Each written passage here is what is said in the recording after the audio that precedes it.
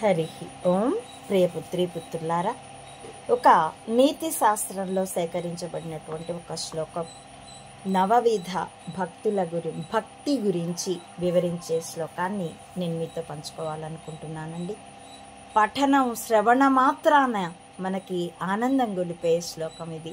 దీన్ని మీతో పంచుకోవడం నా పూర్వజన్మ సుకృతంగా మరీ భావిస్తున్నాను. ఎంతో ఆనందంతో ఇది నేను మీకు షేర్ చేస్తున్నాను. శ్రవణం కీర్తనం విష్ణు, స్మరణం పాదసేవనం, అర్చనం వందనం దాస్యం, సఖ్యమాత్మ నివేదనం.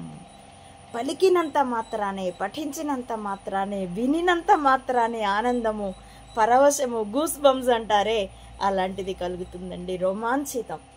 శ్రవణం కీర్తనం విష్ణు, స్మరణం పాదసేవనం, అర్చనం వందనం దాస్యం, సఖ్యమాత్మ నివేదనం. విష్ణువుని శ్రవణం విన్నంత మాత్రాన, వారం రోజుల్లో నువ్వు చచ్చిపోతావు అంటే వారం ఉంది కదా అనుకుని 2 ఘడియల్లోనే తరించిపోయాడు ఒక ఆయన.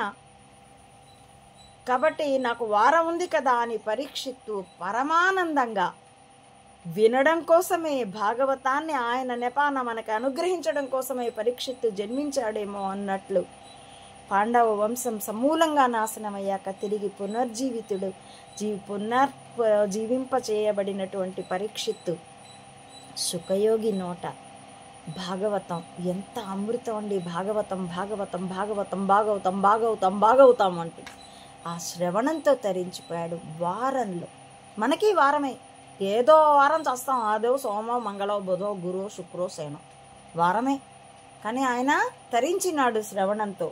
కీర్తనం, ఈ కీర్తనం ఎవరు చేస్తారు? నారద మహర్షి. నిత్యము దేవదేవ ఎప్పుడు పాడుతూనే ఉంటాడు. నారద పాత్రలకు ఘంటసాల వారు పాడిన పాటలు వింటూ కూడా మనం రోజులు గడిపేయచ్చు. అంత మధురం, అంత భక్తి, అంత సంగీత సాహిత్యాల సమ్మేళనం.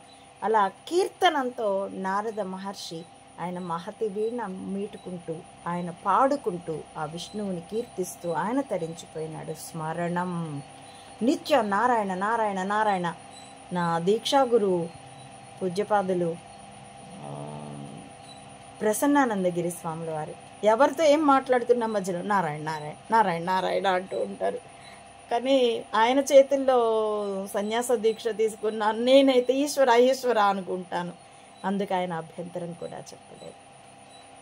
ఇక అలా స్మరణంతో ప్రహ్లాదుడు పాదసేవనం, లక్ష్మీదేవి విష్ణువుని పాదాలు సేవిస్తూ, సంపదకు దేవత ఆమెని హృదయం మీద, వక్షస్థలం మీద పెట్టుకున్నాడు విష్ణువు. కానీ ఆమె పాదసేవనం, పతికి సేవ చేయడం ఆమెకి చాలా ఇష్టమైన విషయం. అలా సేవిస్తుంది కాబట్టి అంతటి సంపద తెచ్చిన 4 లక్షల కట్నం తెస్తే కోడలు ఎలా చూస్తుంది అత్తమామల్ని, మొగుడిని కూడా, నేను కొనుక్కున్నాను నేను అన్నట్టు. అలాంటిది అంత సంపద దేవత అయిన ఆమె, అలాంటి ఆమెను తన వక్షస్థలం మీద విష్ణువు పెట్టుకున్న ఆమె మాత్రం పతికి సేవ చేస్తూ ఆనందిస్తూ ఉంటుంది.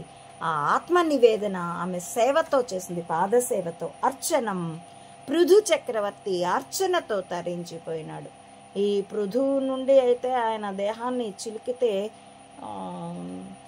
ఇప్పుడు ఆ పురాణ గాథ వద్దులేండి, మరీ డివేట్ అయిపోతుంది, వీడియో కూడా లెంగ్తీ అవుతుంది. ఇక వందనం, అక్రూరుడు. ఈ అక్రూరుడే బృందావనం రేపల్లె నుండి ఆయన కృష్ణ బలరాముల్ని తీసుకెళ్తే వీడి పేరే అక్రూరుడు, కానీ నిజానికి వీడు చాలా అక్రూరుడు అని గోపకాంతలంతా అంటారు. ఈయన నిరంతరము ఆయనకు వందనం చేస్తూ ఈ అక్రూర మహాశయుడు తరించిపోయినాడు. దాస్యంతో ఆంజనేయ స్వామి. ఎక్కడైనా చూడండి, ఏ గుడిలోనైనా దేవుడు మనకి అభయహస్తము, వరదహస్తము ఉంటుంది. మన వైపు తిరిగి కూడా నమస్కరిస్తూ ఉన్నట్టుగా ఆంజనేయ స్వామి విగ్రహం ఉంటుంది. అందుకే ఈ మధ్య చాలామంది ప్రక్కకి తిరిగినటువంటి ఆంజనేయ స్వామి విగ్రహాలని ప్రతిష్ఠ చేస్తూ ఉంటారు. అదే సంజీవని పర్వతాన్ని మోసుకొస్తున్నటువంటి ఆంజనేయ స్వామిని.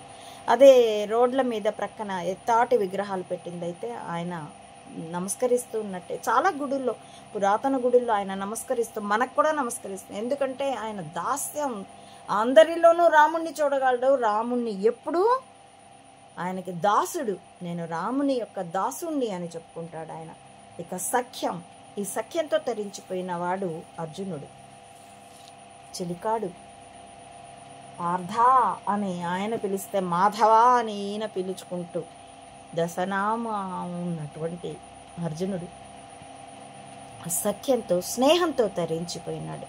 ఇలా 9 దారులు చూపించి ఉండగా ఏ ఒక్క దారన్నా పట్టుకోకుండా మనం ప్రాపంచిక విషయాల మీద పడి బిర్యానీ ఎంత తింటాం, కడుపులో నొప్పొచ్చో, వాంతులో, లేకపోతే ఆ మసాలాలు ఆ నూనెలు వాడిన దానికి ఇంకేదో అనారోగ్యమో వచ్చి ఏడుస్తుంటాం. నాలుకది పొట్టది రెండిటిది సమన్వయం లేకపోవడం.